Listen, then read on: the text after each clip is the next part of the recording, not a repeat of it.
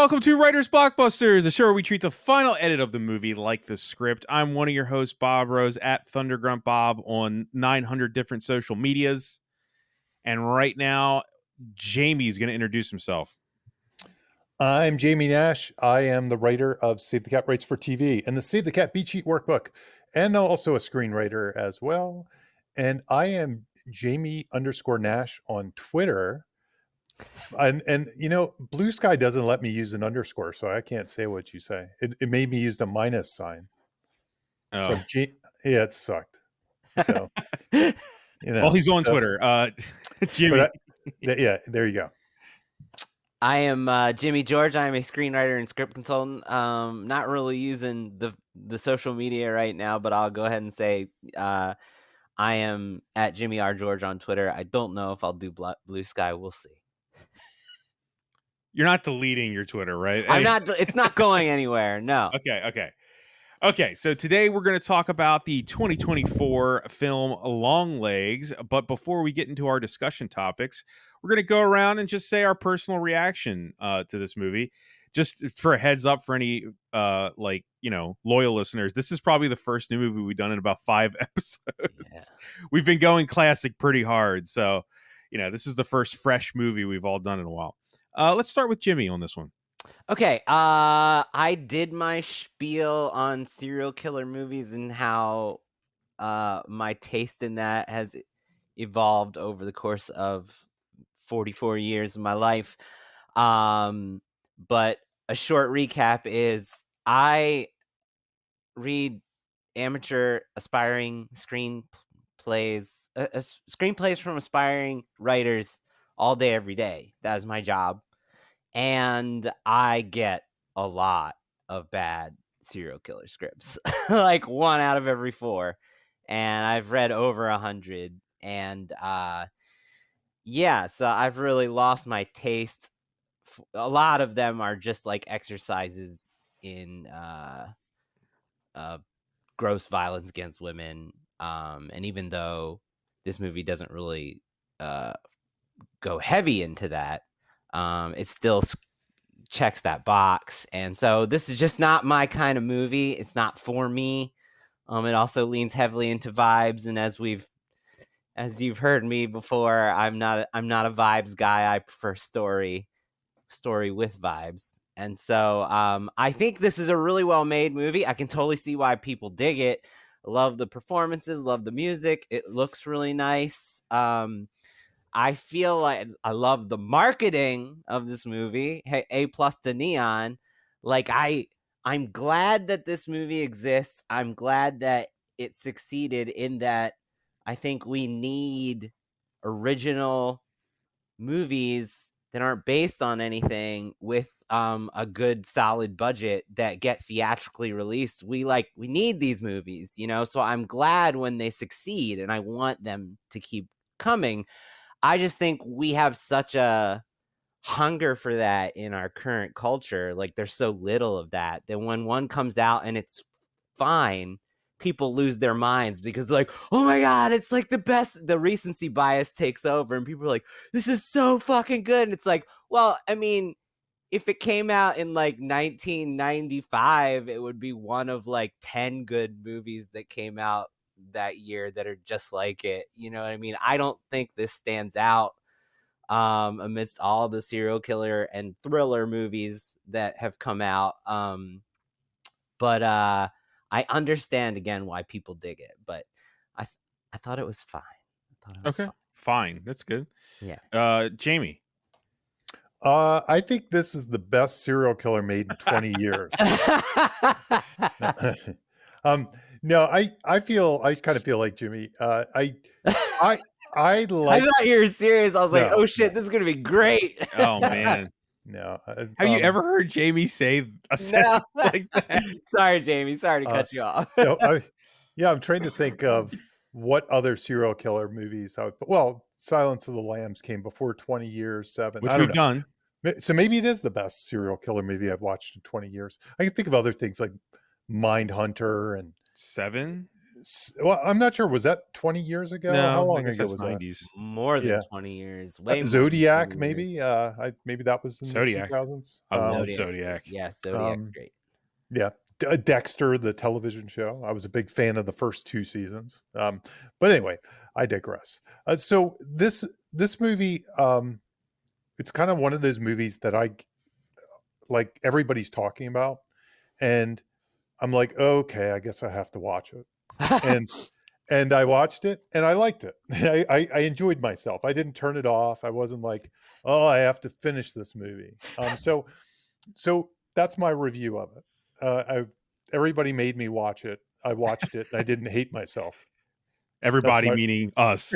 yeah. Well, We not make you watch more it. more like the online verse, The Yeah, yeah. zeitgeist. the zeitgeist. Film That's more. Twitter. Yeah, yeah. Everybody was saying how great it was, and honestly, I went in cold. I didn't even know it was a serial killer movie. I've been Wow. able to avoid all marketing and stuff for this movie, so I just went in and watched it cold. Um, I kind of knew Nicolas Cage was in it, but like Bob and I were talking before this, I wouldn't have known that was Nicolas Cage if nobody told me. I would have had no idea. I would have been like, yeah. It would. I don't think I would have got it either. I would have been like, "Who is that?" It would have been like that sounds like someone I've heard. But Yeah. yeah. I would have had, because like I said, I think any of us could have played that part if we had the right direction and makeup and things like that. But anyway, it's cool that he did it. I like the fact that he did it. Sure. So anyway, that's about where I am. So that's a fine. I enjoyed That's a it. fine. It's fine. It's fine. It was a And it can be fine. Like That's that's fine. Yeah, no. Yeah. It's fine. That it's fine. I'm gonna say pretty much identical stuff. I have sort of an indifference to it. I've watched it twice now, and I think I can pair it what you guys have said. I get why people like it and everything. I'm not crazy about it, and I'm not. If you go back to our Hereditary episode, that was our most contentious episode because I really loved Hereditary. This I don't feel like that, and that but We're not I gonna get into an argument, Bob. I don't have it in me. I don't like the indifference. I don't have it in me. I mean, I could manufacture some stuff, sure, in my brain to make an argument for it. I will say this, as the only guy on this podcast that kind of mostly goes to YouTube for I like to see what other people say about movies and stuff. I will say that the few breakdowns I saw of this movie, the sentiment from a lot of them was basically the same as us. Like, it wasn't the scariest movie ever made. It was made really well, and I probably won't watch it again. I heard like 3 different movie YouTubers say that almost those exact 3 things. And I feel like that kind of is what we're saying too. So I don't know. What I liked it though, and it's fine. One I didn't hate rewatching it. The one thing I will say about it is it lands in this weird stylized universe. While it is a serial killer movie, its spin on it is very stylized. Sure. The FBI agent is a little weird. He's a little goofy, the Blair Underwood. The girl, the woman in it, she's a little different. All the settings and stuff, like the FBI agency and stuff, or like when she took that test and stuff like that, it's hot. It's like heightened. It's almost like not that I want to give it too much credit, but it's like a Kubrick thing or something more than it is like Seven or something like that. It's just the whole thing, and that the Longlegs himself and the dolls and how the dolls work and all that stuff. It's a weird mashup of different things. And I think that's kind of its spin on the serial killer genre. There's an interview with Osgood Perkins where he admits the first half is supposed to be like Silence of the Lambs. Yep. And he stole from that. And then he's like, then I cheat and I twist it on its head where Silence of the Lambs never goes supernatural. Right. He makes the second half supernatural. Like, so it's like Silence of the Lambs, then it turns out. I didn't mind any of the supernatural. I didn't mind. No. I'm not saying that's bad. I'm just saying Jamie was saying how it's different. Jamie was saying that, and the director has said Silence of the Lambs was a huge thing, and I wanted to turn that on its head. Yeah. And I think that's why we're going to talk a lot about the plot and the logic. But I think that's why I'm okay. I sort of enjoyed myself. Is a Silence of the Lambs or a Seven kind of movie has an easy to follow trajectory, that a through line that moves. So you don't get as bored as if it just kind of ambled in the middle or something like that. It just kind of has an investigative through line that we've seen on a million TV shows and movies and stuff like that. It sort of always works. In this case, and this is where we're going to get into it later. It could have done some things better. I mean, there were some low-hanging fruit that I think it kind of missed in some ways as far as plot goes, but it's so well executed. And I love the visuals of this movie. I thought the visuals were like some of my favorites I've seen in a horror movie in a long time. We're not a cinematography or a directing podcast, but I wouldn't have a complaint about either of those factors. Yeah. Yes. At all. Like seriously, like they're great. Looks great. We don't looks talk great. about that stuff. I The wish acting Not was what great this is too. about. Yeah, the performances are great. Yeah, I we're not. I we're not wish I here- could make a They movie. didn't like it. They this hate cool. Nick Cage. No. Here comes the angry messages. Right. Mhm. Okay. So what was the box office, Jamie? The box office was, hold on, let me click my tab here. It was worldwide, it's 126 million. Domestic, it's almost 75 million domestic. What's the budget on this? Do we And know? I don't, let me, hold on, I can get that for you in 2 seconds, I think.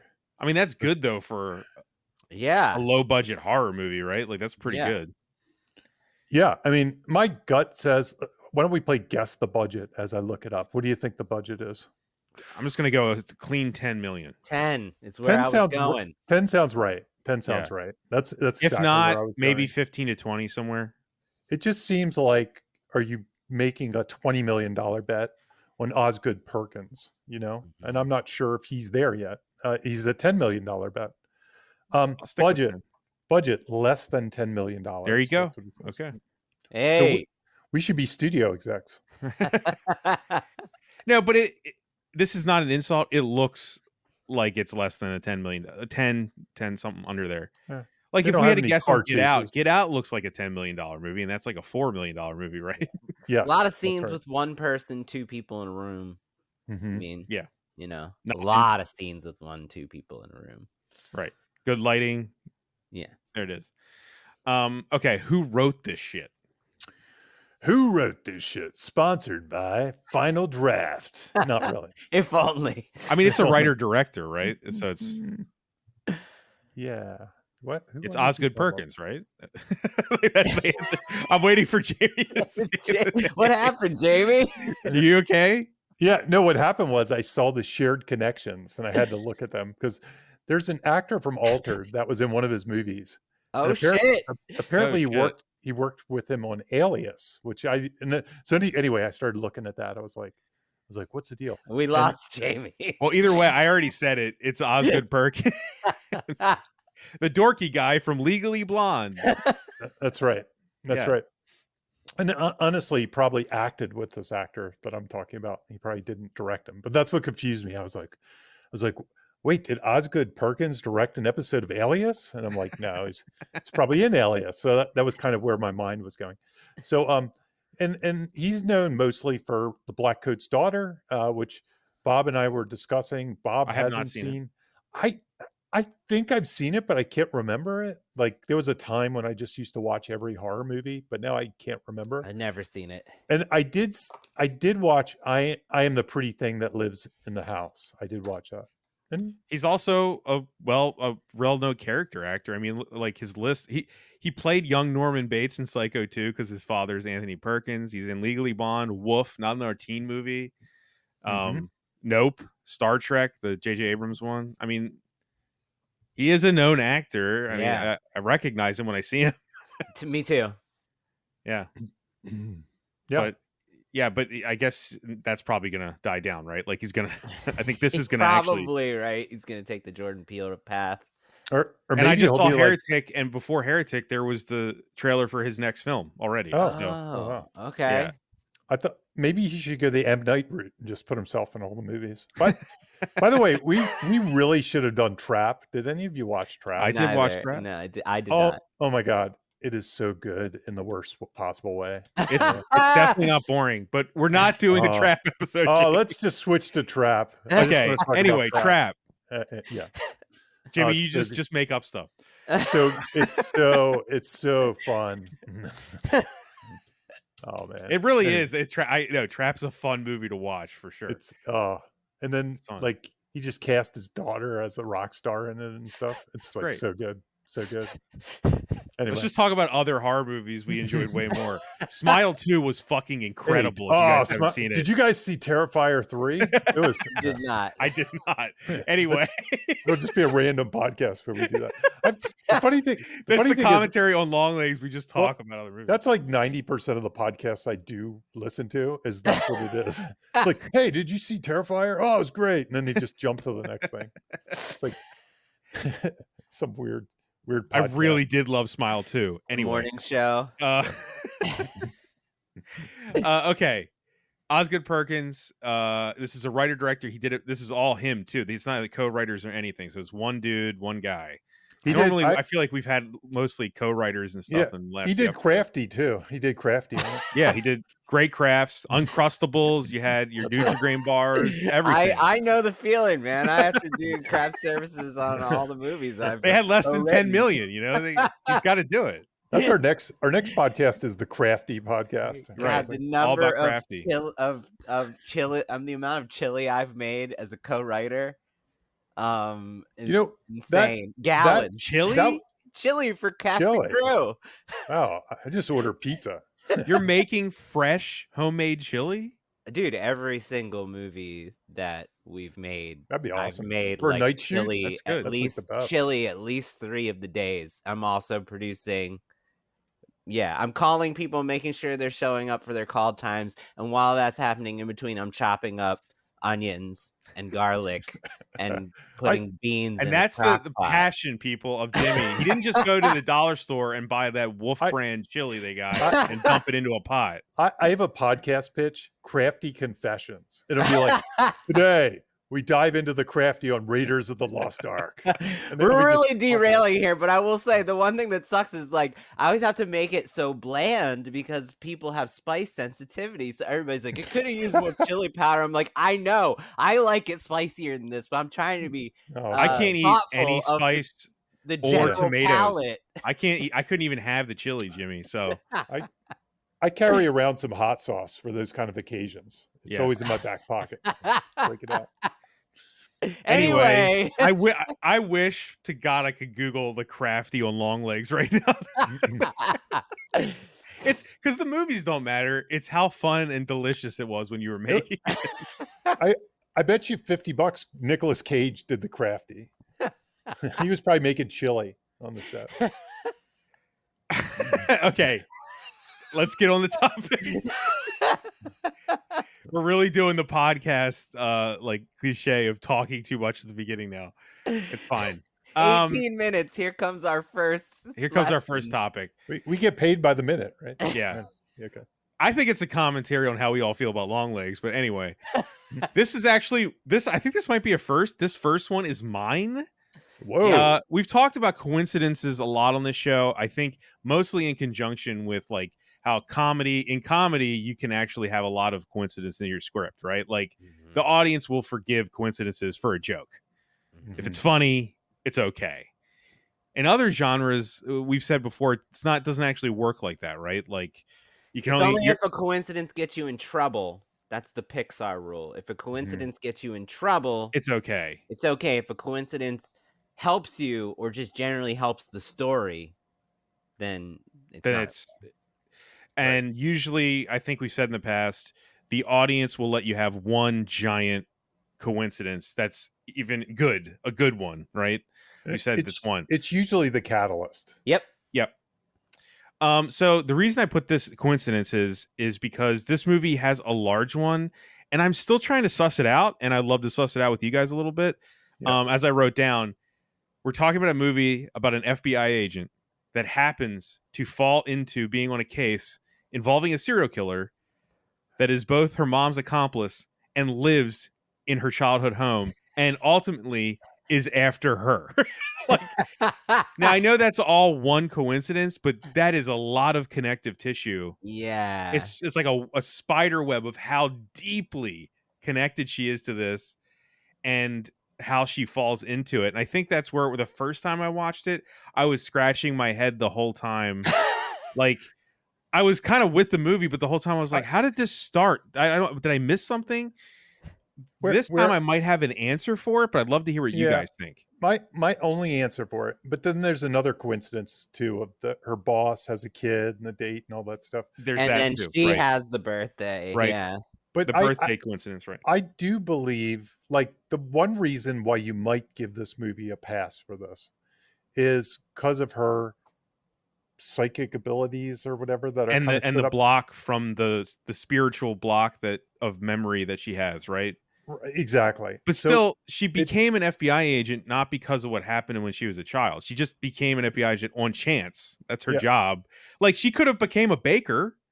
yeah, She didn't become somebody who fights crime because of Satan or anything that happened. it, it, Longlegs visiting her as a kid didn't make her go do that. it Does feels I that make like, sense? I agree. I agree. And it feels a little like something I used to read in a lot of first drafts of scripts. And yeah. I'd be like, come on, dude, you expect me to buy this? But I feel like there's a little bit of Harry Potter going on in this. Like, you Yeah. almost buy all that stuff with Harry Potter because evil wizard is behind it all. And it's kind of When it's faded. like it's a fate thing. Yeah, It's yeah, yeah. it's satanic fate is Yep, going on kind of satanic thing. So fate. what I Yeah. found when looking into this too is that opening crime scene when her partner gets shot, that was actually added later. That was shot later. It was not originally a part of the movie, and then the studio was like, "You need something here, Wow, for fighting." pacing. Right. Oh. And So so now I'm just telling you that really doesn't have anything to do with what I'm about to say, but apparently the theory is that when she comes up on that guy and he's in his bedroom in front of the window holding his hands up at his head, mhm. he's actually forming the satanic triangle, and Mm. that case was being like guided by the demon, Satan, whatever we have here. Mhm. Okay. And that's what started her on the path of them questioning her abilities and then put her on the, like, Mhm. there was a guide to it, Like supernatural. Longlegs was Right. influencing that case to get her on this Well, case. the demon was not Yeah. Longlegs is the guy. The Yeah. demon is influencing her to be on that case. But that also makes me question it a bit, because I'm thinking, wouldn't you want her never to be involved? Because then the mom will just keep helping Longlegs kill more families. Right. Right? It doesn't it's Right? weird. Right? Because they don't want that. They want Yeah. they want Longlegs to keep committing crimes. Right. Right? So couple things. Okay. I hear Okay. you. Couple Okay. things. I feel like your response is wrestling with what changed through the drafts. Like, Yeah. I have a feeling we're gonna quote later in this, or maybe earlier, it's gonna come up soon, the changes between the draft. We have a script that is the only script that's out there, and there's a lot of big differences in the drafts. And I think, Bob, to your point, I haven't read if it. that's I'm telling the people listening, I have okay, not read yeah. the draft. If So there's a couple things.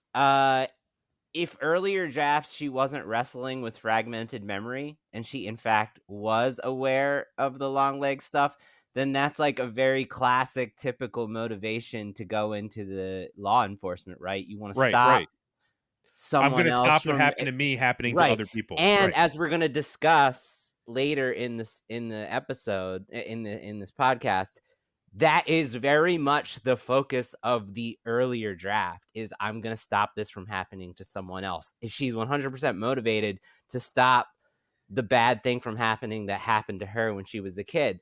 So, Bob, that whole FBI thing that you're talking about, it might have been a lot smoother in the earlier drafts, and Right, it because got muddied by them taking away all of if you taking the her reason childhood and away makes logic. me go like, what would the demon have done if she was like, I Right. want to be a dancer, or No, something? exactly. Like, what? How did they know that she would become a law enforcement agent Right. that would get on the And case?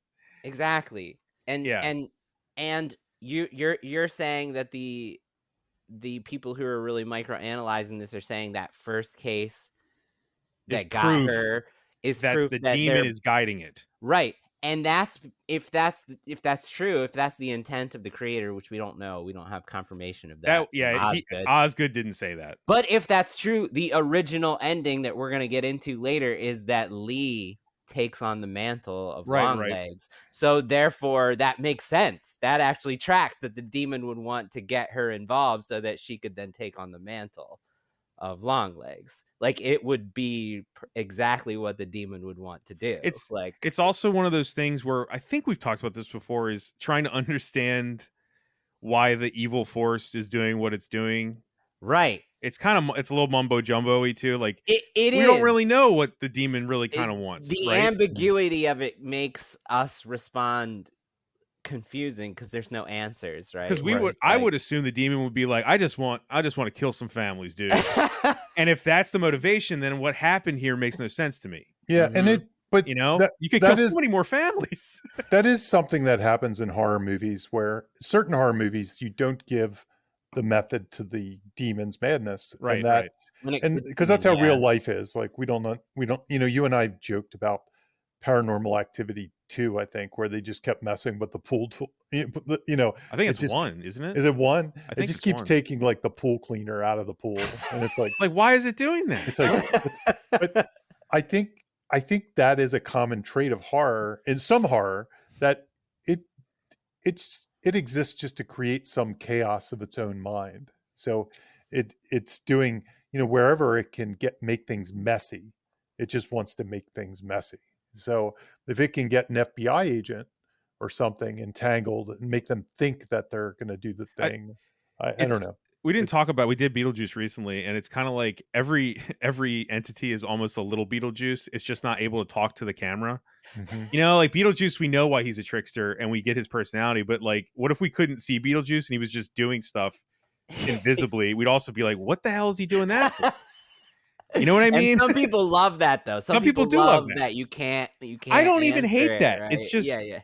I'm trying to this movie, the end product of which we got, it makes me question why the demon would want her I on the case, and unless he was thirsting for her soul ultimately and failed, and she Yeah. won. I guess that's what happened. I so guess, yeah. I've seen something happen on projects where, and this is a very common thing with directors, um, and I'm not to throw directors under the bus at all, but very common, where they get a script and it's super tidy and tight, and they're just like, this is what everybody else does. I don't want to have everything just tie up in a little bow. And they Mhm. just start unraveling the bow a little bit. They Mhm. start putting holes in it, and suddenly it's kind of weird. It just gets a little weird because there are things that are set up that aren't pay off, and things that are paid off that aren't set up. And there's all kinds of weird stuff. And to kind of, I'll skip down the thing because I was going to say mood piece in horror. Why does it work? It's probably the only genre where this works is horror, because if you do this in an action movie, it's just like a big mess, right? Or romantic comedy or something. It's just like why, what? I don't understand any of it. She had a job, now she doesn't. There's all these coincidences in the action movie. It starts, but for some reason in horror, um, and I think it's because in horror, like, mood pieces work, and it's because the primary driver of any story that gets you to keep watching is tension. Um, and tension, I mean, it can be all kinds of things. And I used to bring up, we used to talk about the different types of tension, which can be Yeah. anything from the dramatic question, will she stop Longlegs, or will Longlegs kill again, or something like that. That could Mhm. be one source of tension. And we hope Longlegs doesn't kill again. We hope she wins, but there's a tension. Will he kill again? Then there's other things like dread, which we've talked about a lot. There's cinematic tension, and this movie has tons of that, which isn't even in the script, but it kind of shoots everything wide, and you constantly think something's going to be in the background or something. It does all kinds of And things in like this that. movie, there's a lot of the demons in a lot of shots that you probably didn't even realize. Exactly. I saw a breakdown of that. It's pretty Yep. awesome, actually, what they Yeah. where they added to the demon. Yeah. So there's all kinds of other tricks it's doing that, and these are the things that actually keep you from being bored at anything. Yeah. It's all about tension. So in a movie like this, even if the dramatic tension and the narrative isn't working, sometimes it's so overloaded with all the other interesting stuff. Just Nicolas Cage's performance is just so weird and full of tension or something. Um, all this stuff, the mysteries that are going on that aren't really solved, but we're thinking about them the whole time. We're like, what is this? You're trying to do the math on everything.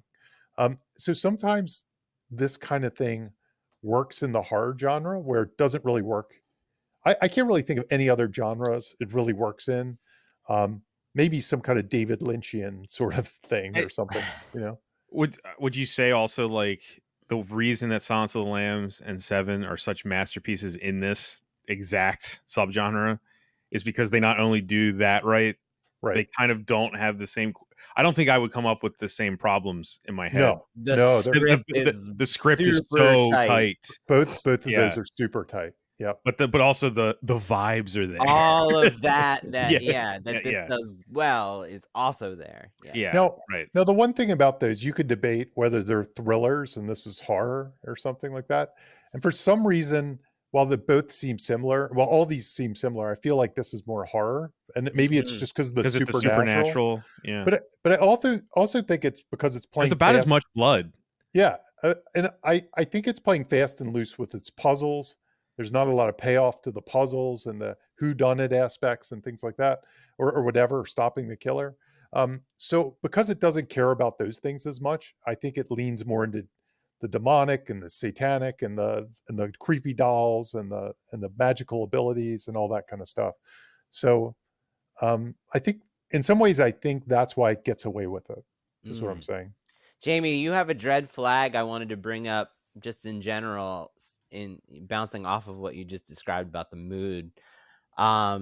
There's one particular dread flag you have all too quiet, Right. and I almost did a breakdown of how many different ways this movie plays with that, where Mhm. they're pulling into the neighborhood and there's nothing like scary happening, but because it's so serene, Mhm. you feel tension. And I feel like if anyone out there, if you rewatch this just looking for Jamie's dread flag all too quiet, it's very instructive in how to use that particular dread flag. Mhm. This movie does it expertly, actually. Yes, the all too quiet, even when she's in Even the her house. characters notice it. Yeah, I mean, Lee Harker, like that's her what I mean. entire, Yes, she's constantly having an all too quiet moment. She's like, yes. why is nothing going on? There's a big whiteboard on the all too quiet. Yeah. Like, how many different ways can we play with this? That whole So scene in her house, I feel like such little happens, but she's like yeah, creeped out the entire time because nothing is happening. yeah. There's a bang at the door, and then there's nothing. There's nothing and more nothing and more nothing. Yeah, like, there's that shot of her with the kitchen behind her and Yes, nothing happens. nothing's Mhm. happening. Yeah, Yes. it's all there. Um, did you want to cover horror subgenre? Do you feel like we already talked about that a little too much? Yeah, let me just do one quick thing with Yeah, that. do it, dude. Go Yeah, for do it. it. Hold on one second. Let me see if I can bring my document up. So this is something from my book that'll one day come out about the horror, writing horror screenplays and stories. Um, and it goes into, Save the Cat. This is my biggest pull string, the thing I talk about the most. I always have to define the genres in Save the Cat. So the genres in Save the Cat, unlike genres at when I used to go to Blockbuster or Best Buy, and now I guess genres sort of break down if you look on Amazon Prime or something, even though it has other things like movies that give you butterflies or something, not really a genre, but instead like horror and action and comedy and things like that. What Save the Cat genres are story patterns. So they're like common types of stories you see told. So some of them are like The Golden Fleece is a road trip movie, a movie about a group of people trying to win a prize, whether they're on a quest or playing out a baseball season or anything like that. And Monster in the House is the horror movies that have a monster, a house, and a sin that brings about the monster. And we've talked about them a lot. And the other one that comes into play here would be a whodunit. And a whodunit is more a procedural mystery. That's what Seven is. That's what Silence of the Lambs is. There's a lot of things that are whodunits, and the idea there, a detective is searching for something, searching for some mystery, usually to stop a killer in most of those movies, but sometimes to solve who killed someone. And the bigger question is why. It's not who. It's like one, if you can figure out the why, you can figure out the who. And sometimes, like in Seven, you might capture, like, the killer might just drop in your office, but you still are trying to understand why or what the whole scheme is. This movie probably is a whodunit, just because it has a detective. It's probably not a monster in the house. Like my take with monster in the houses are usually they're stories that when you pitch them, they're ultimately movies about some life or death battle for survival in some way. There's some monster and you have to survive it. This movie blends the two a little bit. It blends the two, and so I think it's kind of a mix. But where I wanted to kind of go off and talk about this a little bit was in my book, I have subgenres for horror movies. And one of them is, sorry, I'm on the wrong section. Let me just look this up so I can give you some other examples. Okay. Wrong section. The book's too big. I have to edit it. That's fine. Okay. I was gonna add something if you want a second. Yeah. This has nothing to do with Jamie's book or his point, but it's not just a why done it. There's also the question for some of the characters. For me, it's also a how done it, because while it is a serial killer thing, the second I'm thinking, the thing I was thinking upon rewatch, I was like, wait, why aren't they questioning why the dads are killing everybody? Like, I know that they kind of posit how that could be happening, but I was also like, this is such an odd like thing for It's them a not to very be. specific thing that, yeah. They should be more interrogative of like how a serial killer is making other people kill their own families, and you know that's what? not really asked as much You as know, I think the audience should ask it. you know what's interesting? I saw the inspiration for the dolls. Did you see that? It was John Benet Ramsey. Apparently, she had a No. doll like made in her image, and that's where he got this idea. Like it. I don't know if it was given to her like 10 days earlier or something like that. And it's kind of where he got this idea. And guess who they tried to blame for that was the dad. So it kind of makes sense. Well, that's fine, but Oh. I'm just saying, like, while watching the movie, I'm like, yeah, why is he a serial killer? I guess is what I'm asking. Is he's not really doing anything? Yeah. Like why would they think he killed anybody if there's no evidence? All he does is drop a doll off. Right. You know, they do say it a few times, like he hasn't really done anything. They He's just do debate that, They yeah. do debate it. I think it's not enough for me. It isn't. It's No. not as satisfactory to me. Yeah. Right. How they debate, like, what is this guy? Because the serial killer seems kind of an odd label for what he's doing. It's one of those things that if you hung a lantern around it a little bit more and somebody really said, you know, why are we going after this guy again? And somebody had to give a really full detailed explanation that there's no way he's not involved, you know, because he's been seen at all these places. And I guess they kind of do that. No, I think that they ignore the issue because they're trying to preserve the surprise. I think all of the confusion is in an effort to not make Blair Underwood's characters talk about the fact that his daughter's birthday is the 14th. Because if they start talking about, well, why are all the dads doing this? Then he has to talk about his relation to this and his worry about, well, I certainly would never kill my daughter. Whose birthday is on the 14th. Yeah, them avoiding that. If they had to do what Bob is saying they didn't do in a satisfying manner, then all of that preservation of the surprise that we're going to talk about at the end falls apart, because he would be forced to talk about it and we would be forced to then go like, oh shit, her birthday's on the same day, and then everything changes. So that's my feelings about probably why they did what they did. It's a lot of it. There's so many questions too. Like, what if Longlegs' mom? What if her mom never agreed to that? What would he do then? No one's You mean taking a you mean doll he's from that guy. you mean he's yeah, that's true. Nobody's taking a doll from that dude. So like the coincidence, not a coincidence. She has to agree to this to make it all work. It's Yeah. fine. It doesn't matter. If the mom, what if the mom was just like, yeah, kill my daughter. I don't care. Mhm. Yeah. I What guess happens for the Satan would next, like, find another pawn. I guess. It's Yeah. it's satanic fate, as Jamie says. Just go Sure. with it, Bob. Just Yeah, go with Bob. it, The dude. What's demon wrong knew with the you? mom was susceptible to the deal or something. All right, Jamie, do you have your Jamie, hunt a sorry, go. killer? No, Yeah, we yeah. both just took it Go. away. Yeah. Yeah. So there's a subgenre I call hunt a killer. I'm thinking about changing it to hunt a monster because it's more Ooh, that's more yeah, there you telling. go. Yeah. Yeah.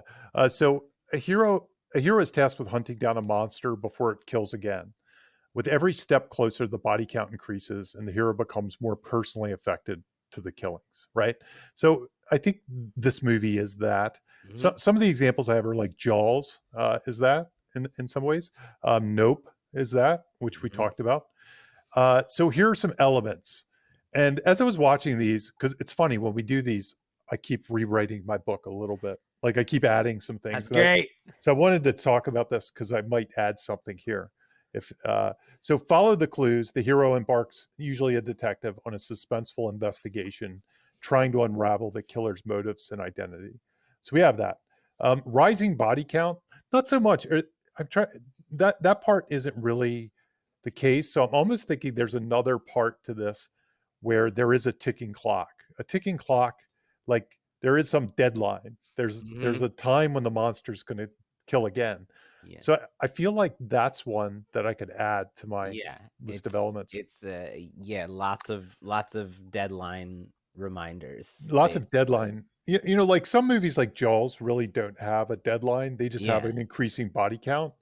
Um, The shark but being alive is constant deadlines. No, Right. Jamie, Yeah. I almost put it on the talking points before I got derailed by the big thing at the end.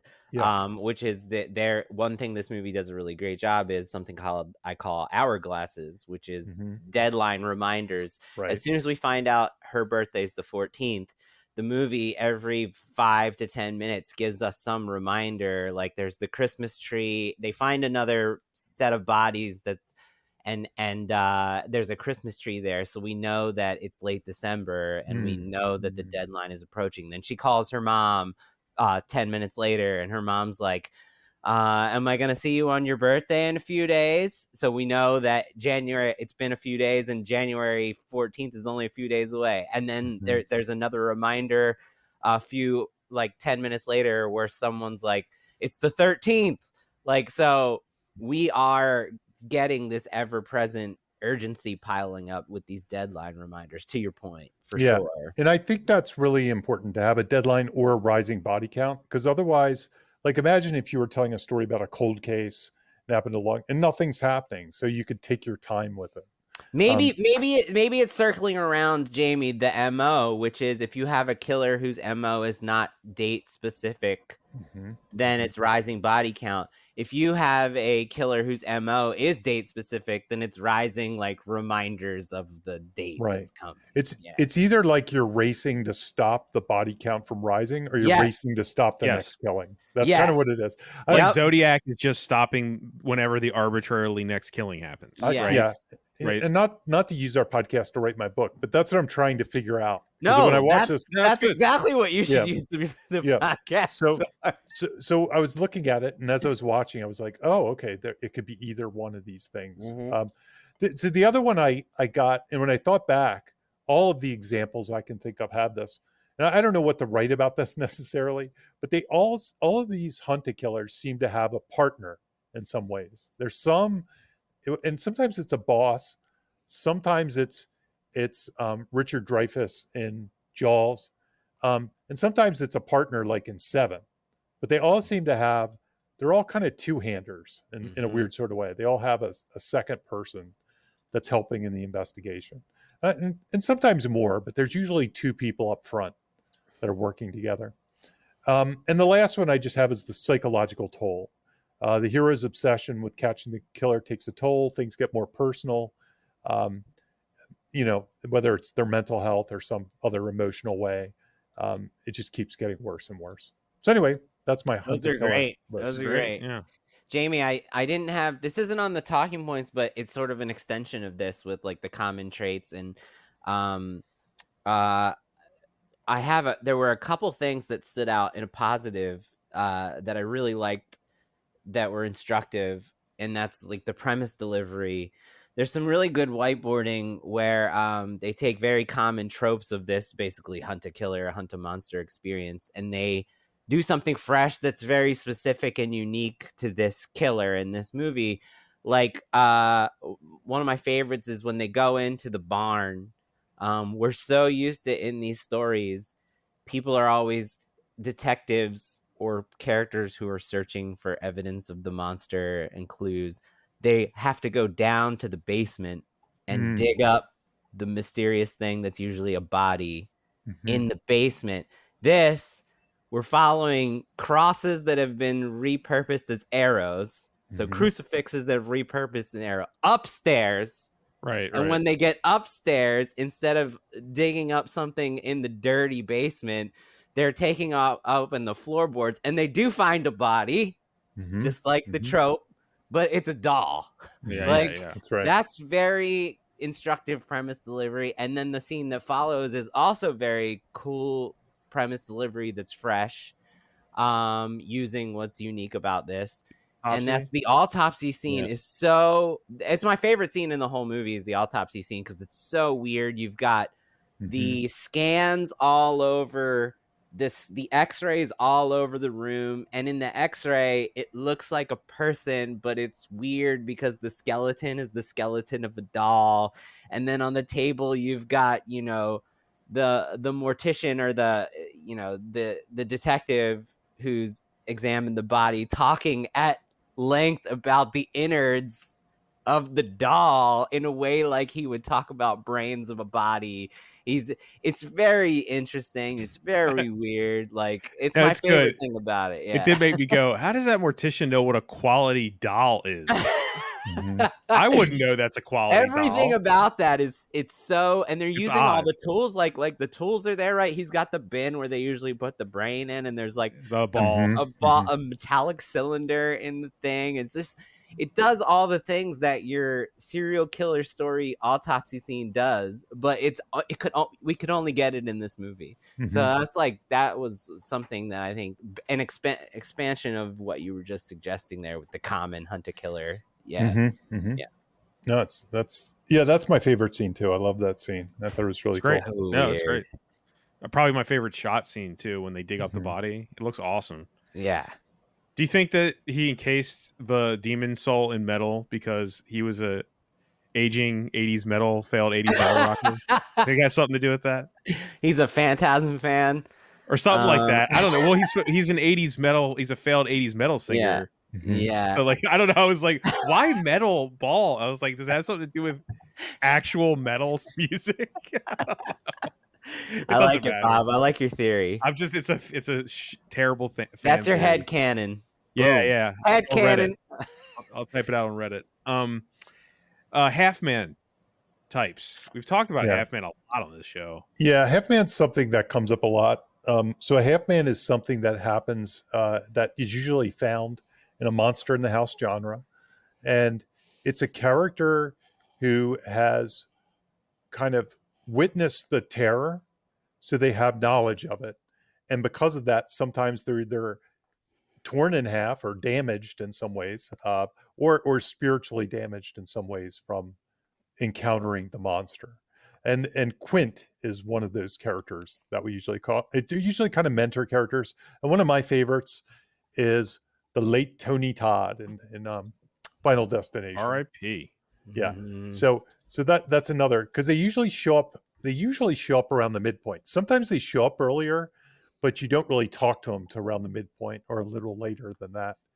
And in this movie, I was thinking about it. Do you think the mom is the half man in this movie? It's either the mom or the I forget her name, the woman in the insane asylum. Oh, that's true. It It's could be. either She one of those functions two. as another one. She's There's another two one. half. Yeah, There's multiples. It's Yes. because Yes. when we I was should say thinking about, half person. If Half also, person. yeah, Yes. half person Well, here. it's Yeah. the code. That's I where he's know. getting I it know. from. yep. So You're right, though. there is in these there are a bunch of types I've come up with in my book. And just some of them super quick were spiritual guide, tragic survivor, which is what I peg R2 as. But I felt like the mom was two things. So you'll hit another one in a second. There's the paranormal expert / monster hunter. There's the fake expert. So sometimes people, like in Fright Night, for example, kind of fake it. Right. Um, Yeah. there's the or maybe even the Frog Brothers to an extent in the Lost Boys. There's Dr. Know-It-All, who's usually a scientific kind of doctor or something like that. There's the psychic, the law enforcement officer, the occultist, and the one that I was interested in was the monster Stan. So this is a character who idolizes or serves the monster, like Igor Renfield, or even monsters like Peter Vincent, or fans like Peter Vincent in Fright Night, or even Randy Meeks to an extent in Scream. Yeah. Or like, So I don't know, Jack Black and King Kong or something. Like somebody who's like you could, in all of the thing or what it can give them. yeah, Yeah. yeah. Maybe. So Totally. these are Renfield. definitely like kind of fanboys or just people that work for the, in some ways in service of the creature. And I felt like in some ways the mom was two things. I mean, Yep. it's She's kind a of like, hybrid. yeah, Yeah. and Yeah. it's kind of like the twist is that she's the monster Stan. It's like at Mhm. first you think, and this is an interesting way that you should be writing your horror movies. Like we all see the typical victim of the monster kind of half man. That's the most common one you see. Somebody that survived an encounter. But then this one, the big twist, so to speak, is that, oh, she's not that. She's actually the monster Stan. That's what she Yeah, is. exactly. Jamie, Um, they actually did that in I don't know if you guys remember the movie we covered on the show, the Candyman reboot. Yeah. The half man experienced Candyman when he was a kid. that's right. And the entire story, he's the voice of like, you gotta be careful, and then it turns out he's serving the monster. He's actually the monster And Stan. So it's here- exactly the and- same, and- handled exactly the same. The nuance that works here too is that she's the one telling her daughter to pray to be safe from these things. Mm-hmm. Which sounds, but she's not deceiving her daughter when she says that. She Right. actually wants her to pray because She she's does. sacrificing her own soul Mm-hmm. to save her She's daughter's not soul. lying. She's just not filling She's in not the being blanks. deceptive. She actually is like, you should pray so you're safe. Yeah. Because I'm sacrificing my eternal soul to save my daughter, right? It's- like that's what's happening. So Yeah, and one of the things I really like about horror that I think this is an instructive kind of thing is if you know what the most common trope is, and you know the audience knows what the most common trope is, that's when your audience is susceptible to a big twist. Sure. Mhm. Because then you can flip it on its head. That's that if and this is another talking point I had, but most horror movies do have a big twist in them. Like 90% of, I won't say 90, let's say 70%. They have like some big twist, something that kind of flips everything on its head, somewhere around the all is lost moment, something like that.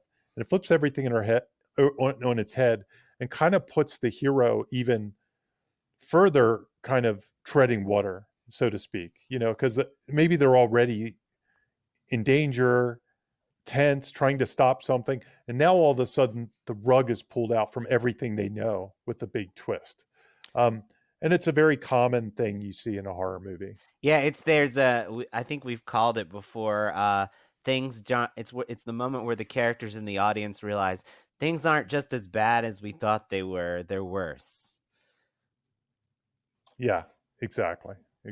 So, one way you can build those is by finding a common trope, and then throwing a little surprise on top of the common trope. So it's kind of a way you can use structure, you can use tropes, you can use all that stuff to find your own surprises within a story.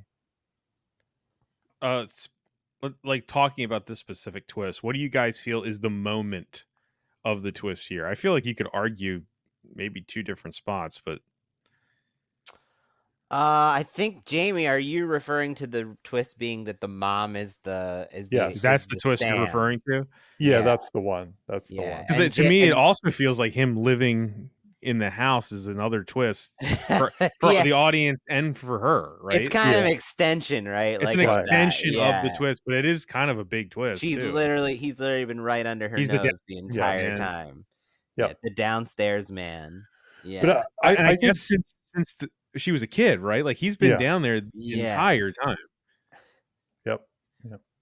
Yeah. I mean, that's a big fucking twist. She decided to become a law enforcement So- agent while he was underneath of her. But you know what? You know what's interesting about it? While it is ridiculous, it's kind of Yeah, goofy sure. in some ways. It's Sure. like taking it to the next level. I think that's another example of, okay, the audience is like, oh, that's the big twist. And that they kind of let their guard down because there's no way they think there's another big twist coming because you already gave them the big twist. So even though in this case it's kind of over the top, it's another technique is that if you know the audience is expecting a big twist, you give them a fake big twist, and then you can give them another big twist on top of that, a bigger twist. So Let's give it to Longlegs. He got this woman to do all his bidding and also give him free room and board Jesus. for like 30 years. It's like, by the way, you're gonna have to reap all my serial killings, but also, can I crash? Like, I don't know. She never decided to go down to the basement in 30 years. I know, but also just take a step back and realize how funny it is. Like this failed 80s metal guy wants to stay in your base. It's pretty funny. It's very fucking weird. Yeah, it's very weird. Okay, I think this is Jimmy's, right? Yeah, audience contract violation and audience dissonance. Okay, so I'm a little scattered here because all of this came together in the last half hour before we started recording because I watched the movie twice, but then I didn't have a chance to look at the script, and boy, I looked at the script to kind of see if there were anything that could give answers to the problems I was having with the execution of the movie, and boy, was it a discovery how different the script is. Right. So I'm trying to decide what I think I'll go into the first sub point on this, the stakes, guys, and then maybe we can read I'm trying to decide when we should read the deleted scenes. So we're going to read, for everyone listening, we're going to read the deleted scenes that address yes, we're going to badly read the deleted scenes that address some of the issues that I'm going to talk about here that I personally have with this movie.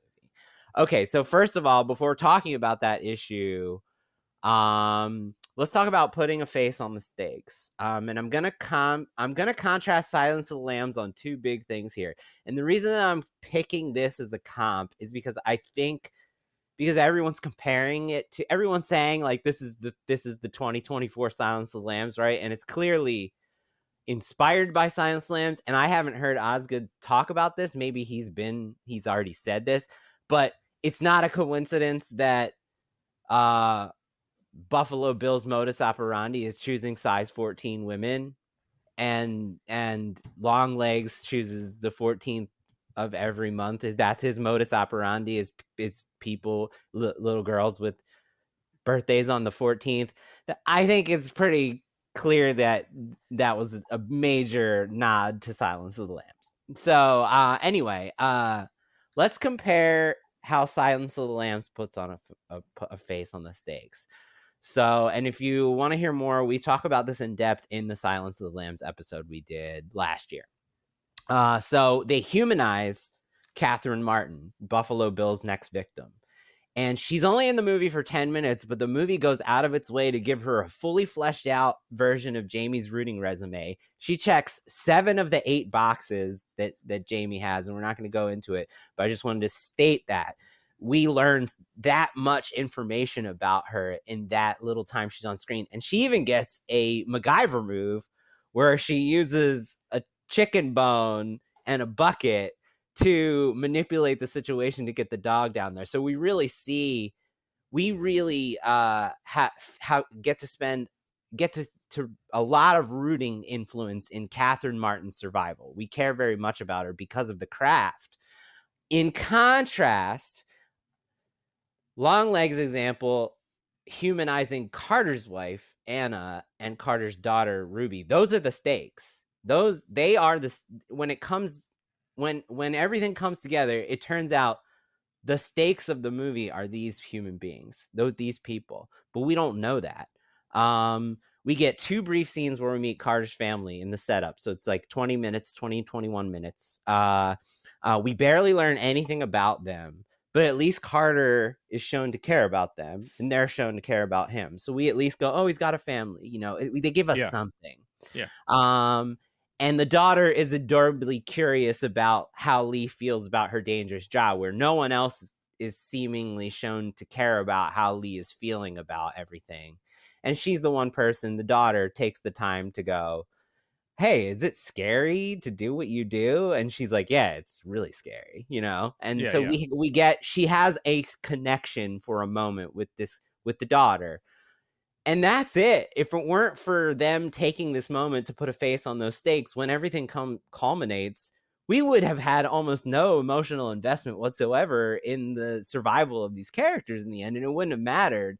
And I argue that they barely did enough, that it didn't matter as much as they think it matters, because they didn't do what Silence of the Lambs does with Catherine Martin. Like, you definitely don't have a rooting resume for Carter's wife or Carter's daughter, Ruby. Like, you don't get those rooting resume just Carter moments. Just Carter. And it's very loose.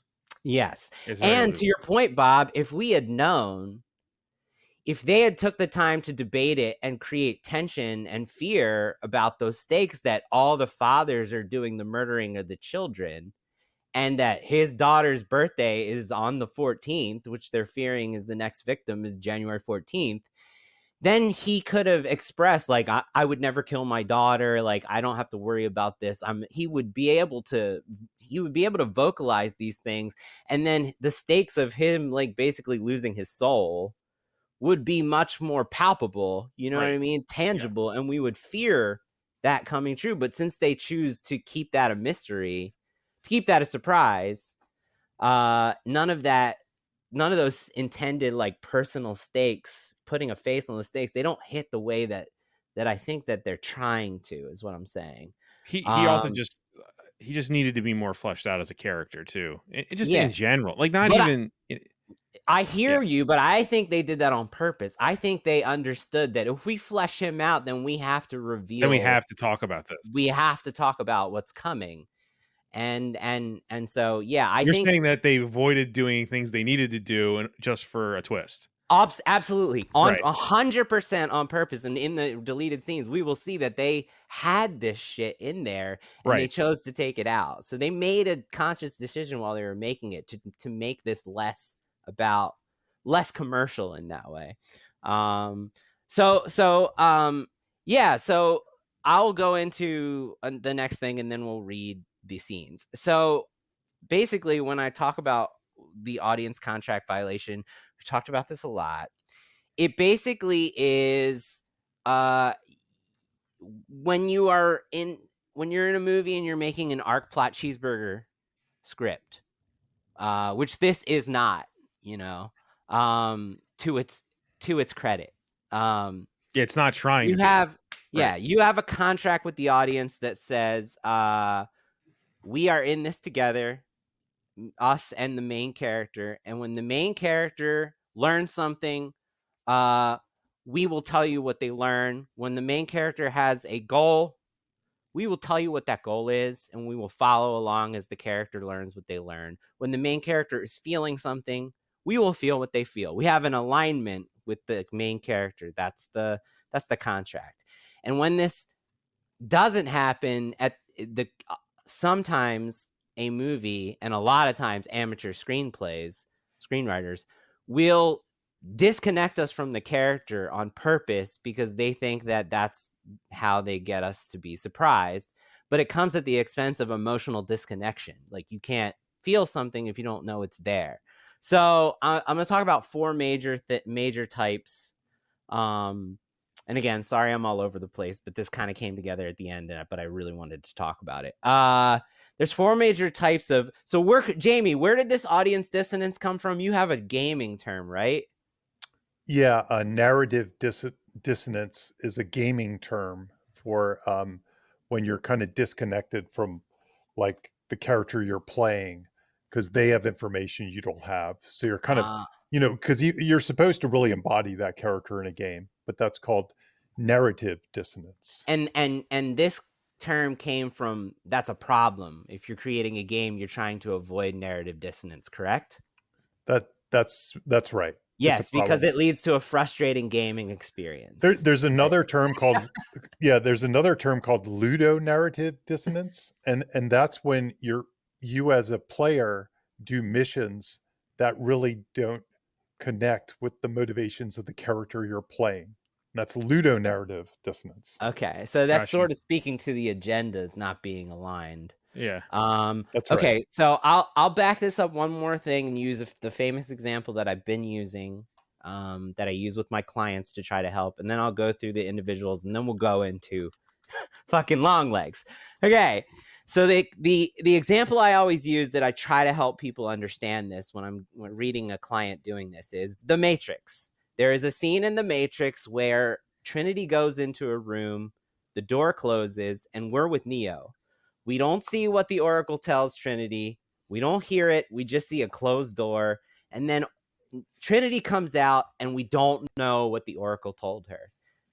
That works because Trinity is not our primary perspective into the story. Right. Neo is our primary perspective in the story. If Neo had gone into that room and all we see is a closed door and we don't hear what Neo said to the Oracle, and he comes out and the rest of the movie, Neo knows something important and the writer has chosen not to tell us what that is an audience contract violation because Neo is our main character. And whatever Neo learns, we must learn. That's the contract. And so, but I read scripts all the time that are the total opposite. They're constantly having the main character goes into a room, the door shuts, the main character had some really important conversation, and they come out and we don't know what it is, and the character is working for the rest of the movie based on that important shit, and we don't know what it is. We have no idea. And the writer thinks that that's clever, and it's not clever. It's confusing because that's not how arc plot Hollywood movies work. So anyway, I'm going to use four types. I'm going to use a pregnancy test in a movie as to try to explain it. So the first type of audience dissonance is agenda dissonance. When your lead character has a plan, the audience should be made aware of that plan as soon as possible. It doesn't have to happen right away, but it needs to happen in like the next scene, right? They can start a plan and then we don't learn what that plan is until the next scene. It's fine if it's the next scene. But I read scripts all the time. This is my number one problem that I've had in 8 years of reading aspiring screenwriters. I complained to Bob and Jamie about it a lot. I'm sorry. Is lead characters with mystery agendas. I give the example. I read a script once where someone was like working out and they were really passionate about fitness, and they were just like the whole story, any conflict was about like their diet, and like they got injured and then they're lifting weights, and the whole movie was like them about fitness.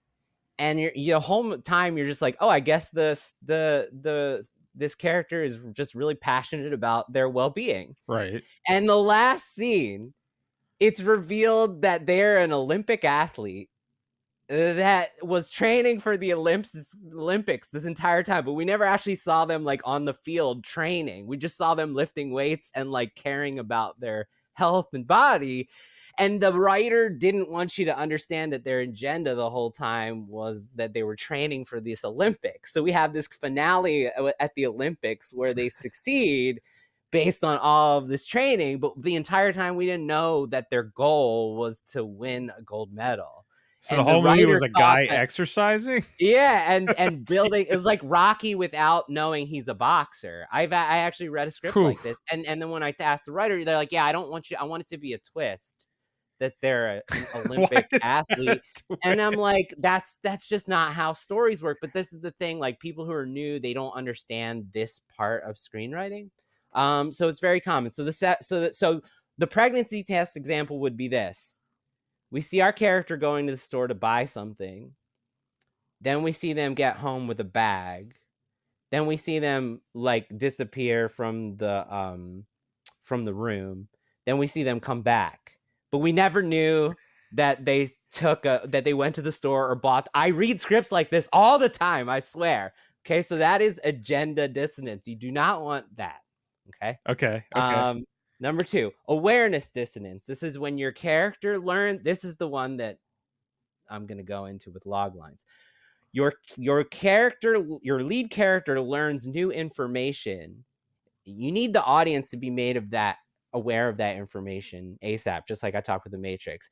And I'll read scripts where a character learns very important information, and the entire movie we never learn what that information is. And then in the last scene, it's revealed that all of this last hour was based on this new information that if we had known it, it would have made our emotional investment way more interesting,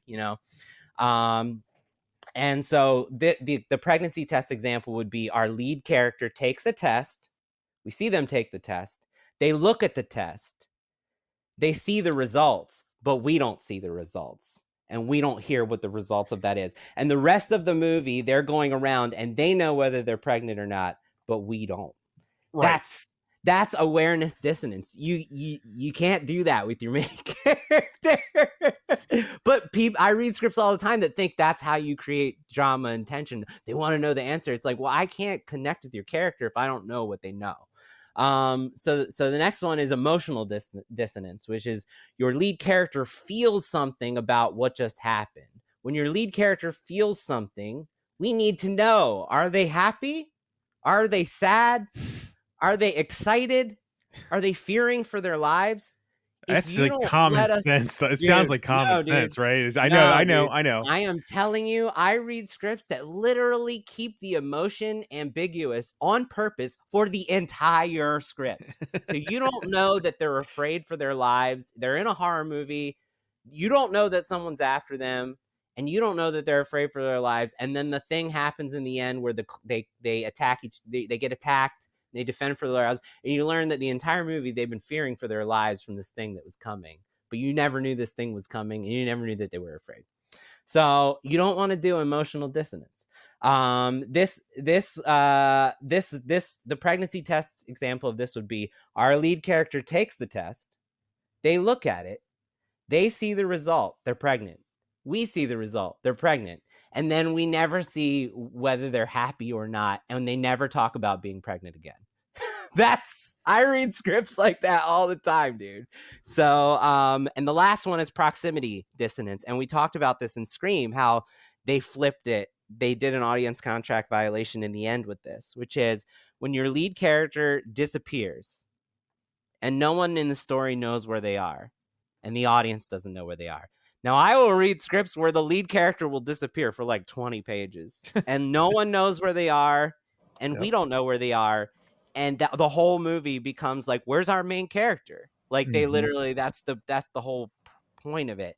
And if your main character, if we're following them, we need to know where they are. Even if they're not going to be involved in the story, we need to know why they're not involved, where they are that's keeping them away from the story.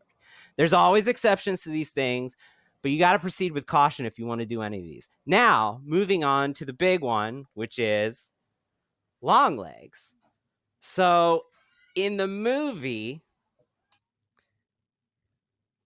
21 minutes in, Lee learns that they don't say it on screen. They don't have this conversation, but Lee learns right there, 21 minutes into the movie, that Carter's daughter has the same birthday as her. Right. So 21 minutes into, she says she'll be there. This implies that off screen they have a conversation about, when's the birthday party? I will be there, right? Yeah. There's an implication that she knows when this birthday party is. Okay. That's a big fucking deal. Sure. That the daughter, and that's 21 minutes in. So right away, so 21 minutes in, we have an audience contract violation, which is she has learned something that we don't know she's learned.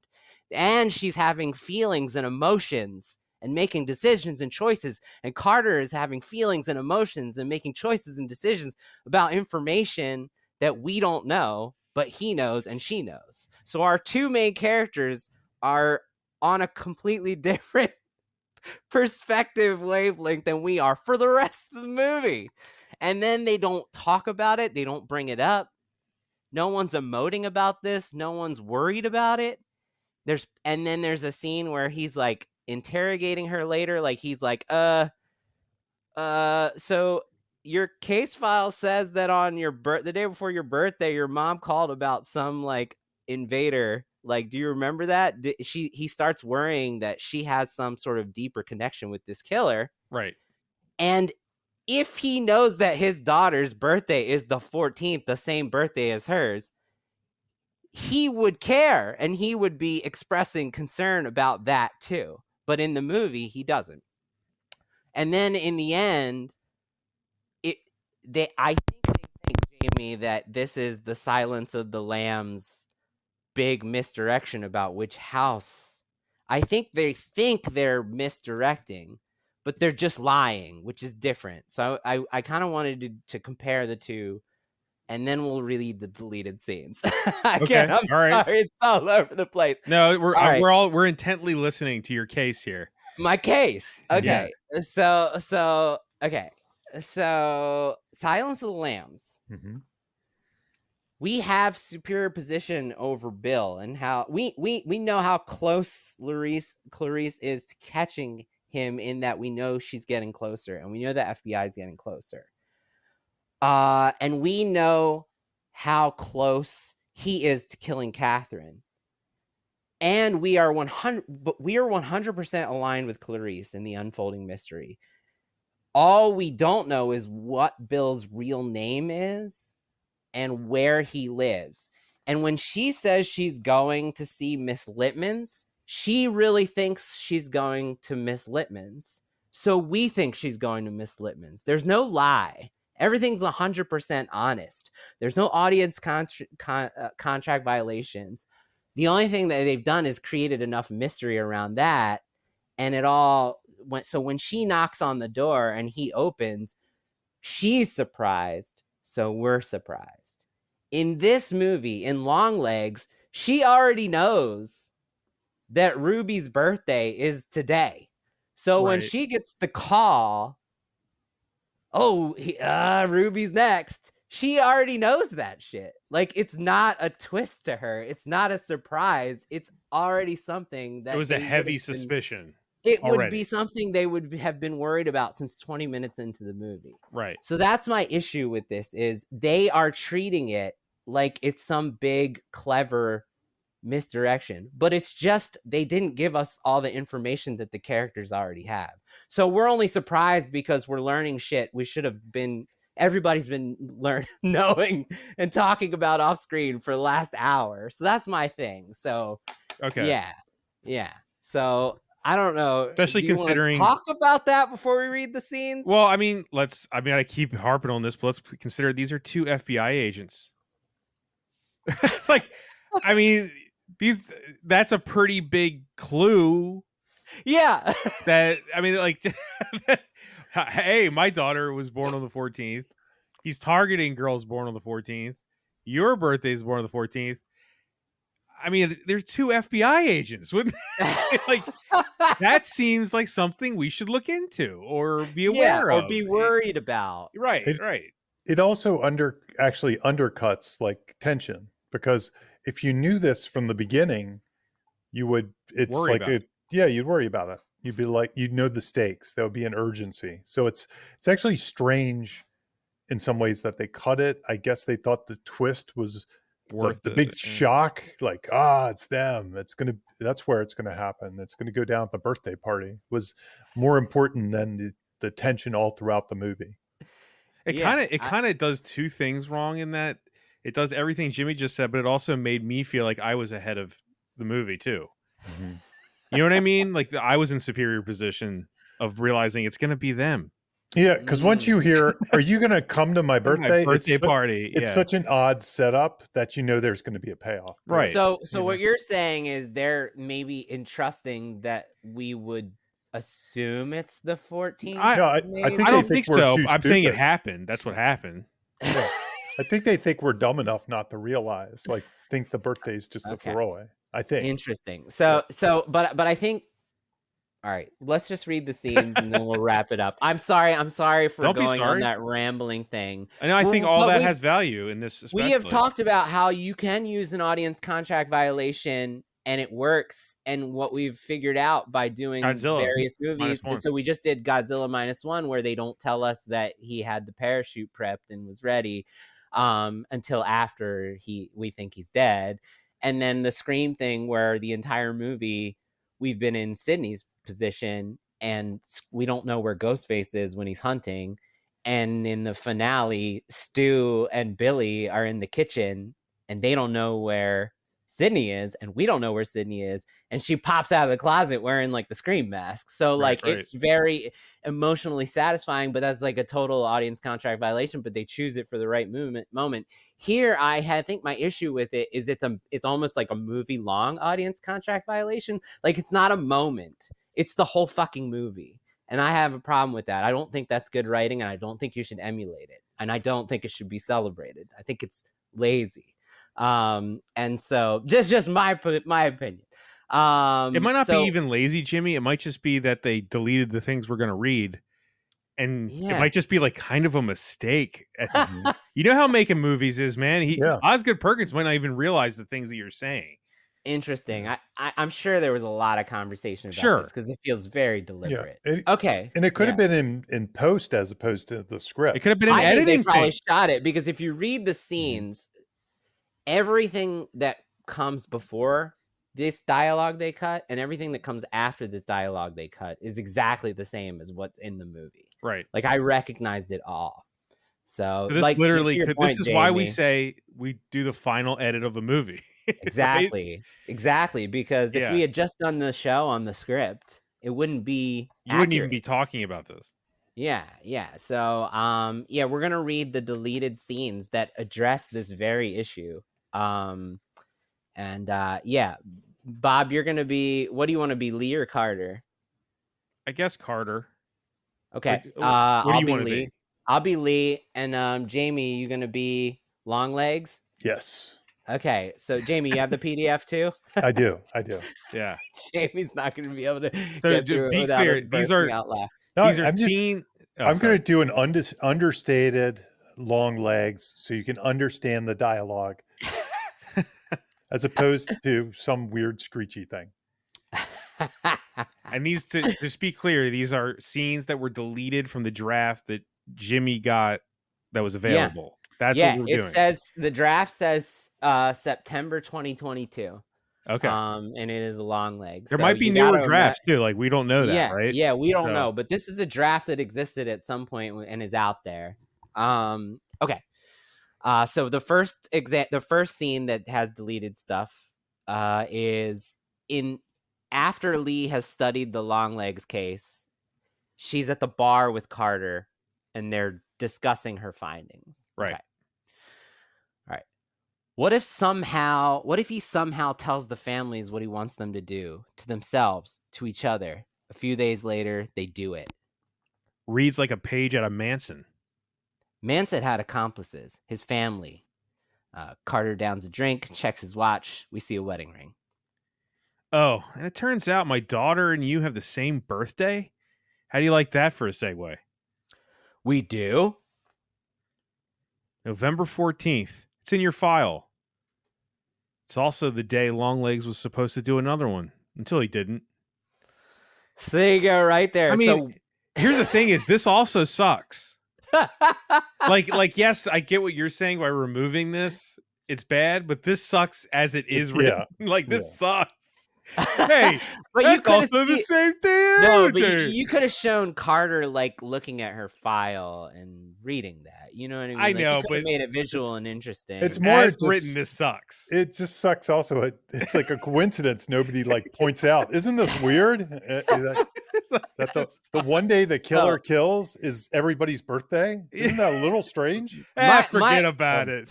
Yeah. Okay. My response to that is okay, make it more less on the nose. Sure, But yeah, keep it in there for Well, fuck's sake. absolutely. I was my- just saying the actual yeah. execution of the Yeah. writing in that scene sucks. My response is hang a lantern on it. It's just like I get a note all the time that What's somebody that might mean? say. Explain that to listeners. Make it Jamie. more obvious. It's basically like ask the question that Bob and I are asking.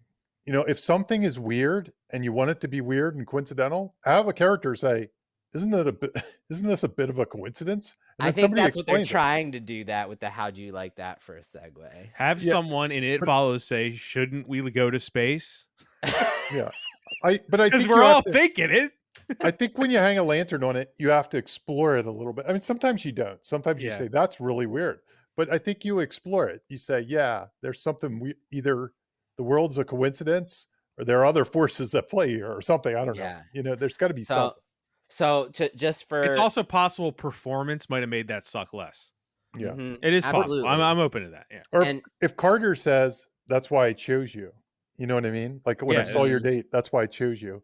yeah, And my daughter's on the line, so make sure you do your Exactly. job. Such or a something. different Exactly. movie. Oh my god. so for context, this is it's not 18 pages into the script, but this scene is 18 pages into the movie. So it's right there in the setup, right? They had it. The earlier drafts were focused on this. Okay, the next scene, when Carter introduces Lee to his daughter, this is the dialogue that they cut. Okay. Ruby gets up and hugs her dad. Lee gets out, looks on. You didn't call to say goodnight. Because it was late and past your bedtime. Where's your mom? There's a knock on the inside of the window. Carter's wife, Anna, exhausted but smiling. She spots Lee and moves away. But it's even later now, and way, way past my bedtime. I screwed up in the There's a dialogue for you, Bob. And Sorry. Shit. Yeah, hey, Ruby, this is Agent Lee Harker. She works with me, and you guys have the same birthday. So when he Yeah, right. introduces Lee to his daughter, the first thing he says is, guys, you have the same birthday. So 2 scenes in a row, they're making it a point to point out that Ruby and Lee have the same birthday. So, yeah. Okay. So then the next scene, when she says, I'll be there at her birthday, in the script, so that's about 23 minutes in. So your standard Hollywood cheeseburger lock-in time, right, Jamie? Like 23 minutes, right. 23-ish. So 23 minutes into the movie, the original plan was, we know that he chooses his victims on the 14th. The next victim is coming January 14th. And oh, by the way, both Lee and Ruby's birthdays are that next date. So we are locked into protecting both of these characters from 23 minutes on. right. But in the movie, right now, we don't know that that's Lee's birthday, and we also don't know that it's Ruby's birthday. We don't know either of those. Do you remember even at 23 minutes if we know that was Longlegs? She was the girl Longlegs visited. No, we don't. We don't know that, any right? of those things. So we don't even know that. We don't even know that. But that's so different what we're about to read. Yes, It's exactly. insanely different what we're about to read. Okay, so then this is like in the middle of the movie. When Carter confronts Lee about whether she remembers being attacked by Longlegs on her 9th birthday and might be involved in his future plans. Now, remember, in the movie, one of the things that like I find unbelievable, like I feel like the Carter is not acting like a human, is we know upon rewatch is where I go, like is what really like made me think about all this, is like, we know now that Carter in this scene, even in the final product, knows that his daughter's birthday is the 14th. Yeah. Like, right? So the fact that he doesn't even bring it up and he's not worried about it and he's not preparing for it it's just bullshit. Like, that's not how an FBI agent would work, be behaving. Okay, so let's see. And his partner is intimately involved with the serial killer. It's like, Exactly. Jesus, He doesn't dude. talk about that at all. Okay, so this is how it originally played out. Okay, I'm Carter, you're Lee, right? Yeah. Okay. Yeah. This investigation was ice cold before you got on it. And now we're a few days in and it's flowing like, I don't know, lava.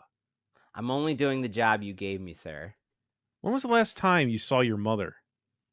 I don't know, about a year ago. Why? Harker, you visit your mother once a year on or around your birthday? True or not so true? Yes, sir, true. Lee holds.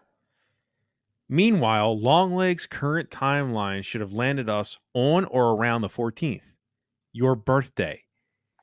And I like a good coincidence as much as anyone. But when they start to pile up like this, I'm not the only one with that birthday. I'm very aware of that. Of course.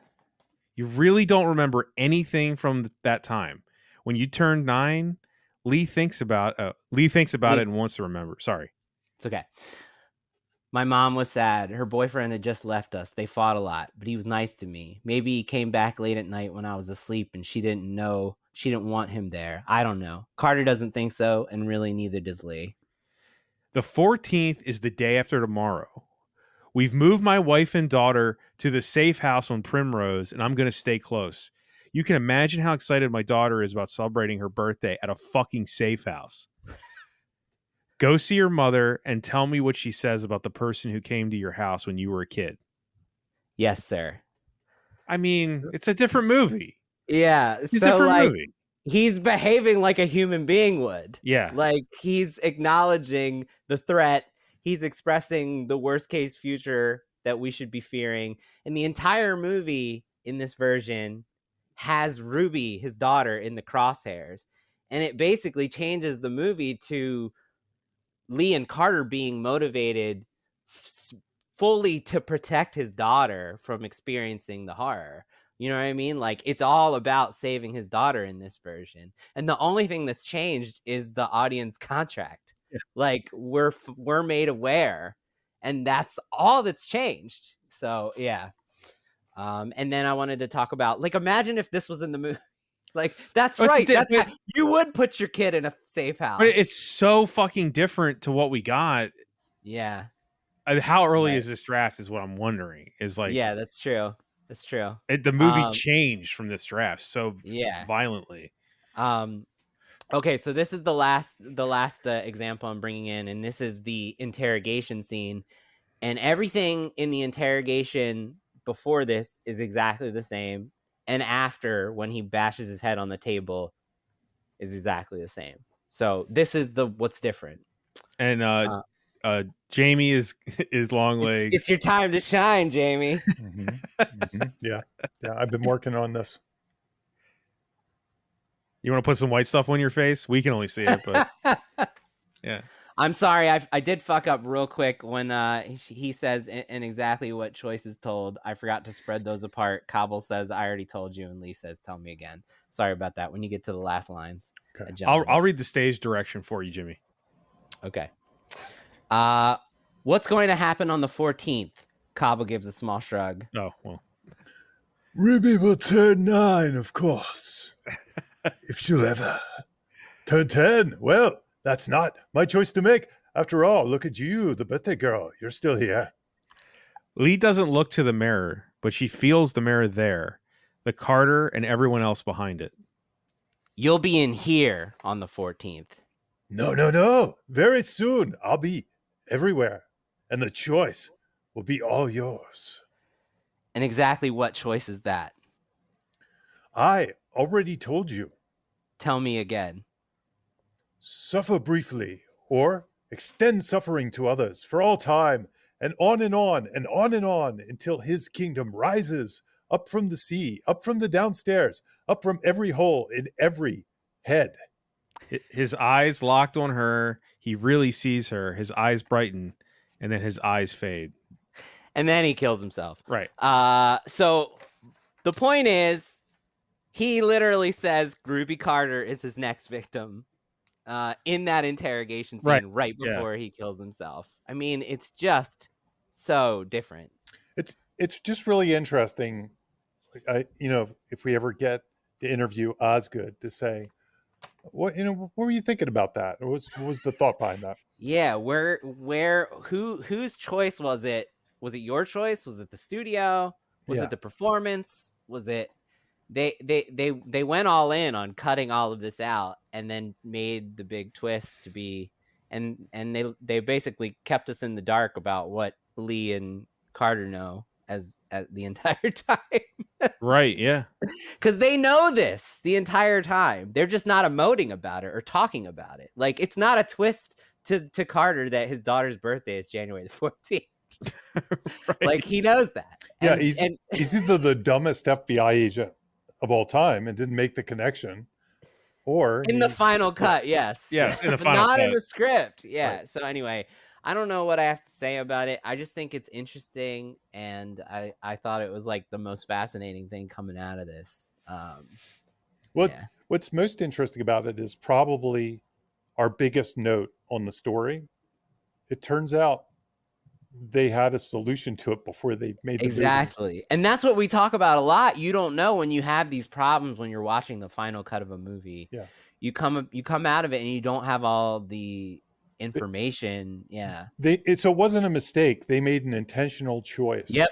To remove They don't that see it we're as a having a mistake. problem. Yeah. And there's probably a lot of people listening who are like, yeah, I loved that I didn't know maybe that it was Yeah, her no, birthday. And I'm glad that you did, but I don't like when characters don't behave like humans in a story that's supposed to scare me. Well, the whole time I was watching, I was just like, really? They're going to just pretend like we didn't know? I was just like, and I kind of go in a mental spiral for about 5 minutes when these things happen. Like, I'm like looking around at people who aren't there, trying to have a discussion, He also, like, I mean, Longlegs breaks in her house and leaves her stuff. Mm-hmm. I don't know. It's just like there's like that should have been a clue to worry more about it, right? I don't know. Yeah. Yeah. He knows where she lives. He was in your house. Like, dude, you could argue Lee doesn't act like a human a lot too.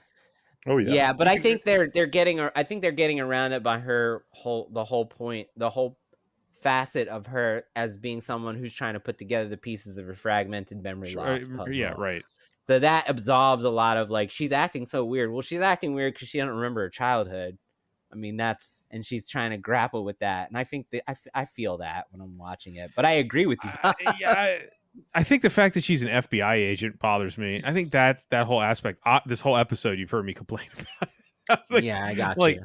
if she was like a newbie police officer, okay. Yeah. But an FBI agent? But it's just so interesting, like the older version of the script, she's basically an FBI agent who is now protecting someone, a child, from experiencing the horrors that she experienced. And the whole movie is like tangible motivations with like very arc plot experience. Mm-hmm. And then the final result, it's got weird vibes and people love it, but like she doesn't know what she's trying to prevent other than some stranger experiencing something, and like we don't know who's at stake the entire time. The stuff with Carter's family it's a mess.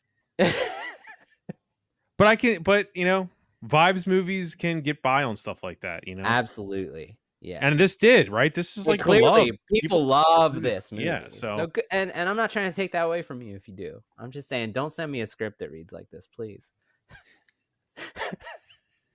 Well, they will now. Absolutely. Longlegs did it. It's interesting when I do consultation. I'm sure you're like this too, Jimmy.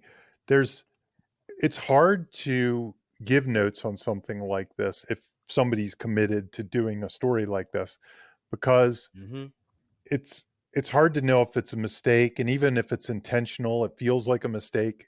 These are one of the hard things. So sometimes when people send you scripts like this, and it is intentional, they're almost the ones where you're like, it's not that I can't help you with it, but okay, well, let's note this and we'll never talk about it again.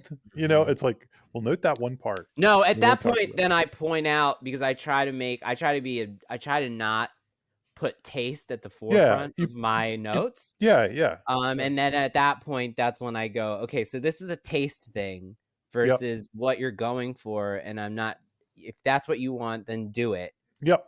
That's the way But I feel you're about it. going to run into people who have similar tastes, and you just got to be aware that proceed with caution aspect of the note is do it. But just be aware that there's a lot of people in front of you who are looking for reasons to say no. Right. And that's probably going to be the reason that they say no. And you know what I mean? Yeah. And I usually weigh the pros and the cons of it. Yeah. Like, here are the pros of it. Here are the cons of it. And that's your decision. Good luck. Yes, Yeah. exactly. Yep. Exactly. I was just being snippy. I'm sorry. Yeah.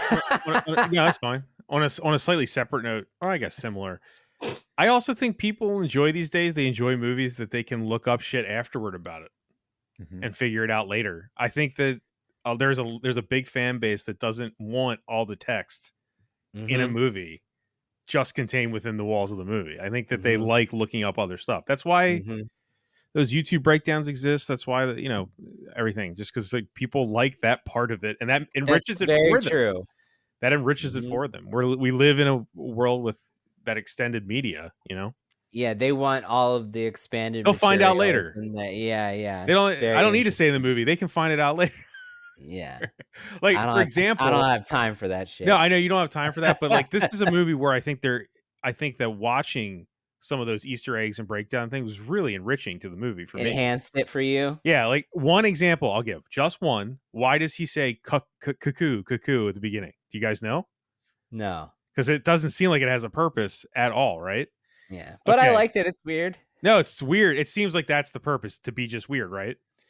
Cuckooing is a form of action teamed by the police in which a home of a vulnerable person is taken over by a criminal in order to use it to deal, store, or take drugs, facilitate sex work, or as a place to live, or to financially abuse the tenant.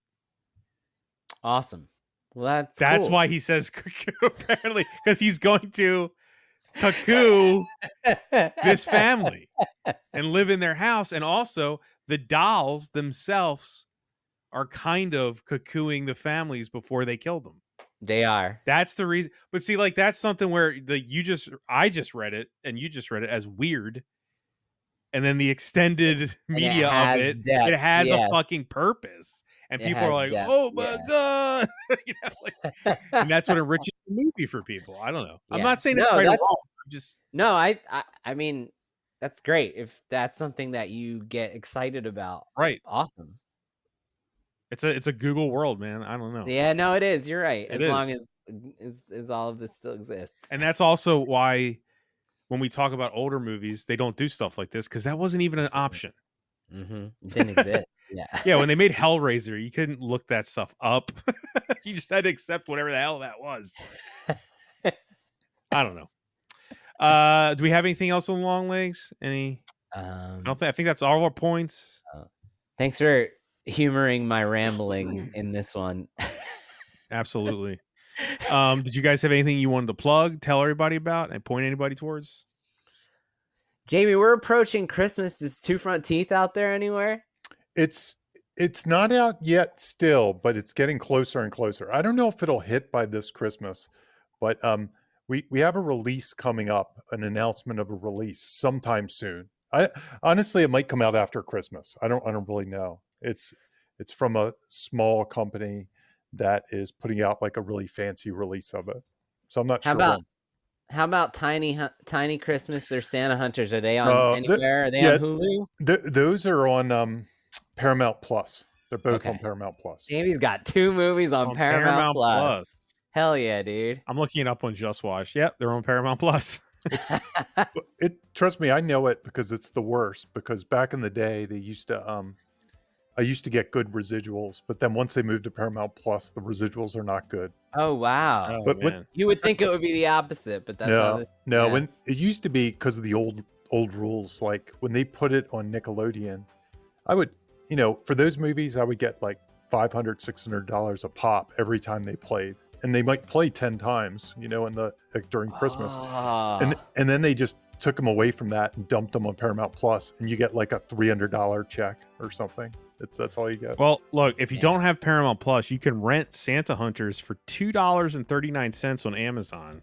There you and go. you can rent Tiny Christmas for $1.79 on Amazon. So there you go. These are affordable Christmas movies for the whole family. Jamie might see a penny from that, right? Yeah. Okay, that's everything. Thanks everybody for listening. Thanks for listening, everyone.